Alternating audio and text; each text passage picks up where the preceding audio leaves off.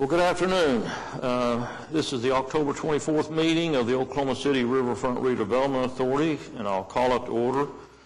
Item 2 is items from chairman, and I don't have anything today. Item 3 is the minutes from the August 29th meeting. Do we have any corrections? Move approval. Second. Cast your vote. It passes unanimously.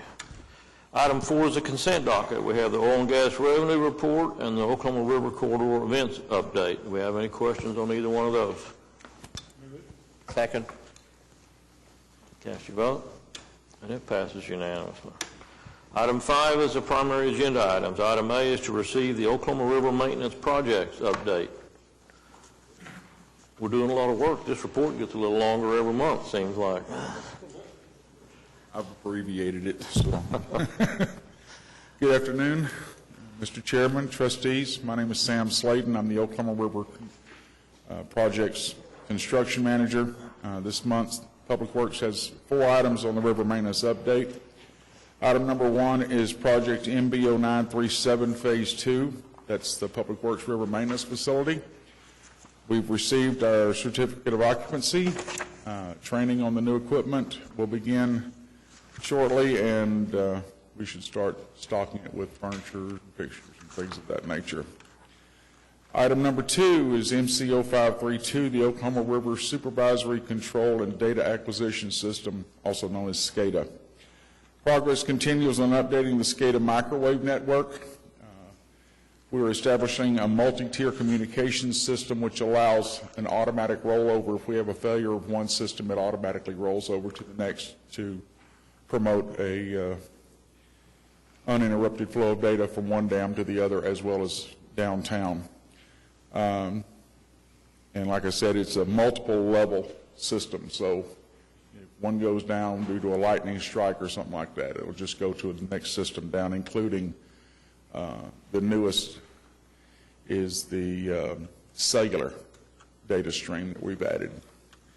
The contractor has completed the microwave connection between the 420 West Main building and the new river maintenance facility, and a connection to the SCADA controls so that the personnel at the new river maintenance can view the cameras and view the dams and check on the system as well.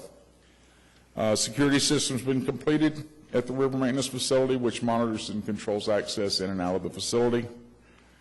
The annual testing and verification of all the groundwater monitoring wells has been completed, and all of them are up and running properly right now.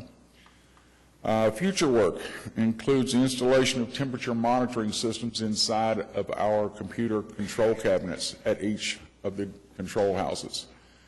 They currently have little small AC units that keep the temperature cool enough to keep that equipment from overheating, and up until now we would only find that out if one of them had shut down in our weekly inspection. Now we'll have that capability of knowing when one goes down.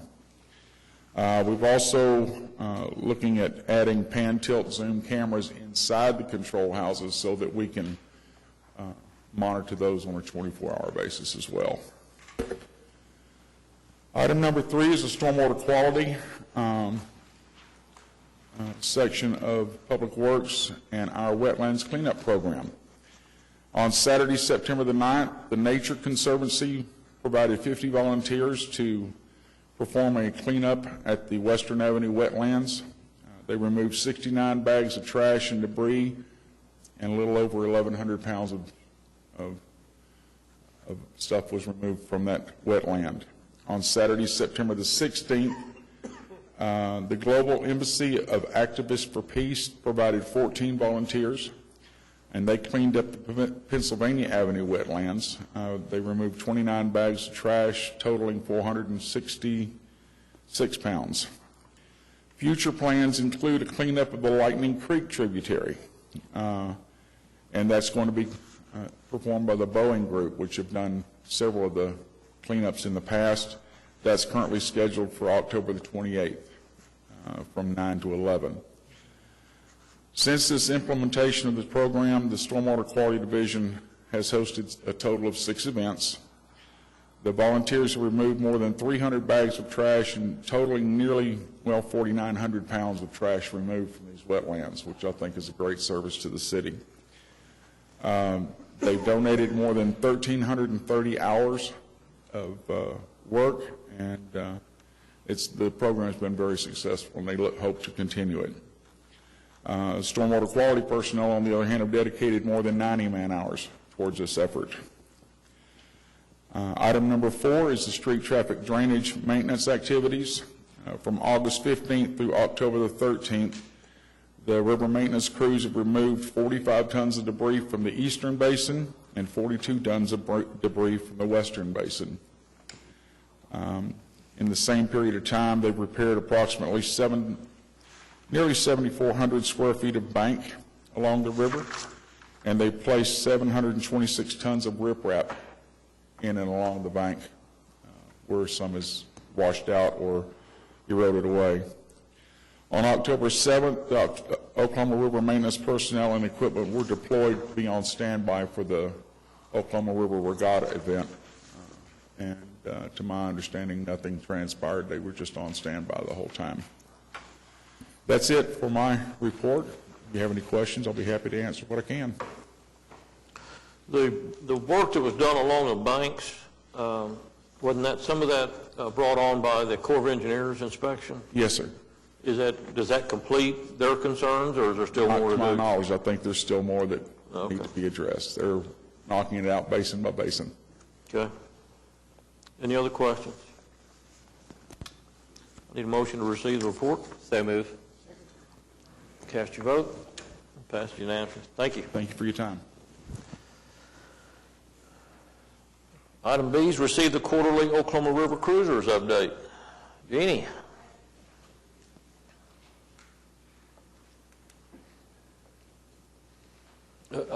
I will just make a comment, his follow-up to the trash pickup. There was a letter to the editor in the paper I read.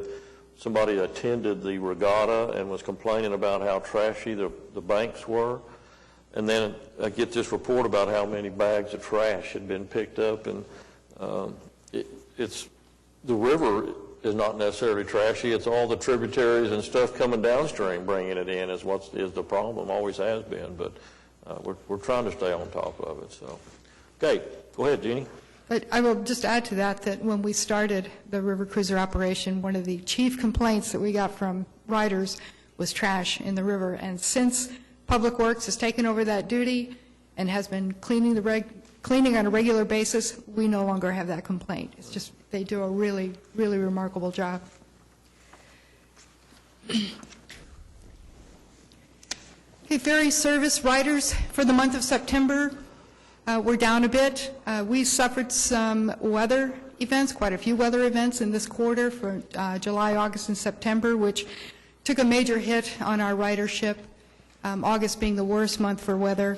September, we had weather events as well. We had 22 cancellations, which I'll show graphically in a minute here. We were down about 18%. Riders per service hour, we nearly matched what we had in 2015. We're down a bit from 2016. Again, with the poor weather, it's very difficult to attract riders out with the rain events that we've had. Charters are on par with what they were last year and significantly higher than those in 2015. Charter sales seem to be improving somewhat, and we have shifted our marketing focus on charters almost exclusively this year, and we'll probably continue that effort next year. Canceled trips, we had 22 canceled trips in September. These, again, weather events. It may not be raining, but there may be still a significant amount of debris that Public Works then has to go and clean out for us to be able to offer service. And it's not just the unsightliness of it, it's the operation of the locks. There's risk to damage to the locks, there's risk to damage to props and bow thrusters. So we just take a cautious stance when there's a lot of debris and give Public Works the chance to clean it up. And so that led to those cancellations there. October is the month for Haunt the River. All of our Haunt the River cruises were sold out by the first part of October. It's just a very, very popular event. Now, last Saturday's event had to be canceled because of the thunderstorms that we had, which was unfortunate, but all the rest of them look like they're going to go out, and they've been very popular. If you haven't had a chance to go down and look at the boat and the landing, it's very well decorated. It's very well done. Finally, I would just like to extend appreciation to Chairman Mars for offering us a letter of support for our latest grant application. This is a competitive grant that only comes up every couple of years. This will be the first time we've applied for this grant since we purchased the ferry boats. And this grant, we're hoping, will help us improve the security with new cameras at Exchange, cameras on the vessels, some bank stabilization at our facility where some of the landscaping is sliding down and exposing underneath the ADA ramp down to the dock. We're also put in for a pavilion at Meridian Landing to see if we can get that put up. With all those new hotels there and the Home 2 coming open soon, we think we could draw a lot more ridership if we have an actual facility there for people to wait for a waiting ferry. And then finally, something that was added, Chairman, subsequent to your letter of support, we have put in for a landing at the River Park for the equestrian facility. All in all, it was just shy of $2 million grant, which is the average award size for this particular grant. It's a FTA grant, Federal Transit Administration grant. It's part of the 5307 portion of the transportation bill. And we're hoping that since we haven't applied in several years that we have a pretty good opportunity to get this grant. Looking forward to hearing from them. And with that, I'll be happy to answer any questions. Jeannie, when a charter is canceled because of weather, do you try and schedule another event, or do you give the money back? Depends on what they want. First thing we offer is to move the date. Okay. Move the date, take care of the caterer for. Shay Loisberg, who schedules all our charters, is very familiar with all the caterers. They know her, she knows them, and she's very good at just talking to them about, hey, let's move this to another date for this customer. Sometimes it's a birthday celebration or some sort of date-specific event, and they just don't want to move it. But in most cases, we're able to move them. Okay, very good. Thank you. When should we hear something about the grant application? We don't know. It's entirely up to FTA. All the grants were due by 5 o'clock Monday afternoon. I was very fortunate. I got a call from the grant administrator to tell me that everything was complete in the application, and this is unheard of. They never, you never know until they say somebody else got it. They don't even, you don't even get in contact. But they have a new system now, and so it's, hopefully we'll hear something soon. But when you ask, they'll say, this grant in particular, they said spring of 2017. Well, obviously it wasn't announced until August. So they're not exactly fixed on their dates. I think there's a lot of process that it has to go through, a lot of verifications and a lot of things like that. We'll know when we know. Mr. Chairman, trustees, Jason Fairbrush, who is in charge of transit, came in to meet with me last week about this FTA grant, just to see if there were some things that we might include in it that were already not included in it. And that's where Jason and I got to talking about the equestrian area down by Agnew.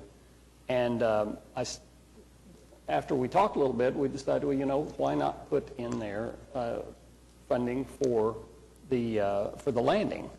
And he said, it would be really helpful if we could see, or that we knew there was going to be some work done down there. And I said, well, as a matter of fact, since we did not include anything in the bond issue for the equestrian area, we decided to use some force account work, Public Works and utilities. Utilities is going to put in the water and the sewer facilities to serve that area. Public Works is going to go in and do some paving work to improve the parking lot that's there and construct a part of the master plan that extends that parking lot. So Jason was able to, I guess, put that information in the grant application. So hopefully that'll be enough help that we can get that included. Yes, it's very difficult to get funding for a landing to a patch of grass and parking lot. have to demonstrate that it's actually a destination facility. So that was very helpful. Any other questions? Motion to receive the report? So moved. Cast your vote. Passes unanimously. Item C is to receive the Oklahoma City Community Foundation Charitable Organization Endowment Fund Report for fiscal year ending June 30, 2017. Any questions on that? I have a comment, only because I had to call Gary this morning. I didn't know about our advisory committee. So I asked him, who makes up that advisory committee? And maybe some of you don't know as well. So Gary told me that there's one person from the Community Foundation, the mayor appoints one, and the trust appoints one. And that is our advisory committee that makes that decision. Yeah, it's spelled out in the ordinance that created the fund to begin with when Mayor Norick set it up. And the membership on that is the mayor or his designee. The Community Foundation appoints a designee and chairman of the River Trust. That's listed specifically in the ordinance. So Dennis was the mayor's appointee, and myself and Nancy met and went over that and elected to. That committee has to make the designation of taking the interest out instead of reinvesting it, and that's what we did. And that check has been received and deposited. So. And it has to be used for things that are listed in the ordinance, and which we're not going to have any trouble doing, spending it on that. So, but we'll have to make that designation, I assume, every year. I didn't get the impression that you could do it once and forget about it. So, I think that's right. yeah. So, but we'll make sure we get that done every year, because that was our goal, to get to the $1 million in the fund and then take the interest out each year. So. Any other questions? Cast your vote. It passes unanimously. Item D is to receive the report on the steps to address illegal access and prohibited activities in the northeast portion of the River Trust leasehold. Doug, you got there's a report in the packet. Yes, sir. Doug Copper, Director of Parks and Recreation. You have it in your packet. We've been struggling for the 3.5 years that I've been in Oklahoma City trying to figure out how to curb the illegal activities, off-road motor vehicles, swimming, dumping, things along those lines. So a few years ago, with the help of Sam and the Public Works folks, we put signs on the abutments of most of the bridges where you had to drive underneath them illegally to see them. Per the police department's suggestion, we installed those. Those are still up there. We're still getting that. So now we're going along the edge of the roadways out on the northeast side of town and putting the normal signs up along the way, especially where we know we have penetration, roadways that have been created. Excuse me. So we're putting signs there to make it more noticeable and, again, hopefully a little easier for the police department to enforce those enforce the rules and regulations and the ordinances the city has in place to protect our properties from illegal activities. We actually had a citizen call us in the last 2 months. One of their cows had been shot to death and suggested that the perpetrator was on our property shooting into their property to kill their cow. So we're trying to work that out, and that's what this plan calls for. And again, the map is in there showing where we've currently cited locations for signs. Be happy to answer any other questions. Any questions? Motion to receive that report? Second. And it passes unanimously. Item E is to receive the administrative right of entry permit with Arc Pyrotechnics. That was fireworks display on October 19th at Dell facility, or across from the Dell facility. We're getting it after the fact, a timing issue, I assume. In fact, the council just got it today, and they're after the fact for their approval too. So, but any comments on it? Just as a point of reference, we discovered this group firing fireworks last year at the last minute. Our staff was out cleaning the river trail across from Dell, discovered the fireworks company setting up for a fireworks display. We explained to them last year what they needed to do. Your trust specialist actually contacted them in time to get them in so that you wouldn't get it after the fact. The council would not get it after the fact. They chose not to come in. They did it last minute, again, from a customer service perspective. And since Dell is a great corporate citizen for our city, we went ahead and hopefully we beg your forgiveness for giving your authority to them, but we went ahead and issued a permit for them to be able to have the display on the 19th.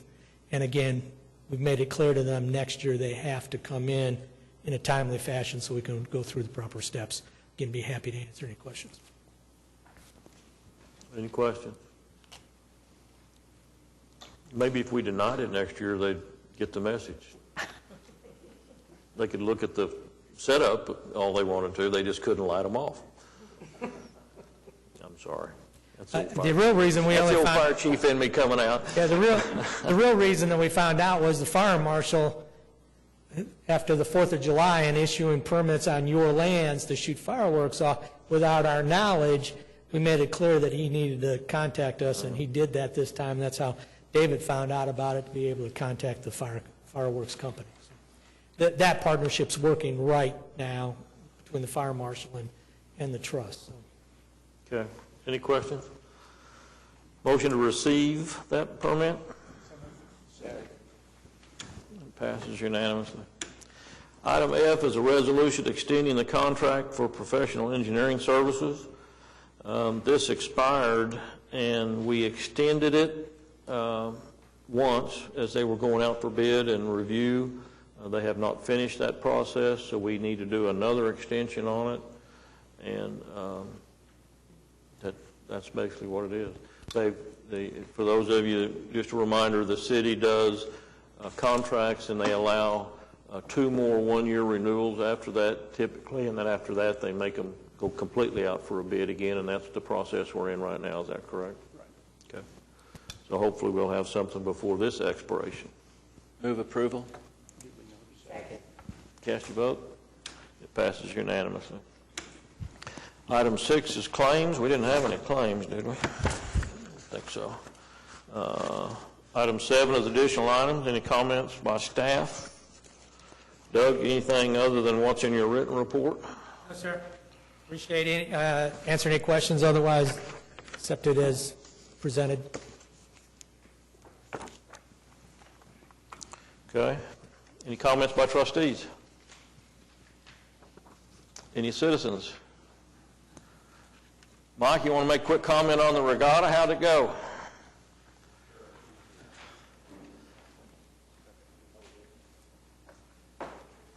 Good afternoon here, Mike Knopp. The regatta went really well. It was the largest one we've had to date in terms of number of entries and boats. Really great feedback. A couple of notable things. We had the top single sculler in the world was here from New Zealand, and there's a video online of him racing under the lights that has gone all over the world. It's gone viral all over the world. So we're known for our night racing, and that kind of helped us push that even further. So just really good feedback. High school teams from Florida to Seattle to California. So the momentum continues to grow with the regatta, and we're kind of wrapping up our season with all of the attractions here this next chilly weekend with River Sport. We're doing what we call Superhero Saturday to support our first responders. We're launching a program called OKC Respond, which will be to support first responders. It's an organization that has been developed that we're working with, and it'll provide fitness, health and wellness, mental health programming for first responders, as well as the whitewater, of course, the swiftwater training, all of what goes on there. But we're launching that on Saturday, so we'll have a lot of first responders out along with kids. Hopefully the weather doesn't scare people off. So other than that, that's my report. I know some of the people that have been through your course, or actually may be instructors for your course, were sent down to the Houston area too. For they were, yes. Yeah. Yeah. It's paying off. Yeah. Okay. Thank you. Thank you. Anything else? We are adjourned.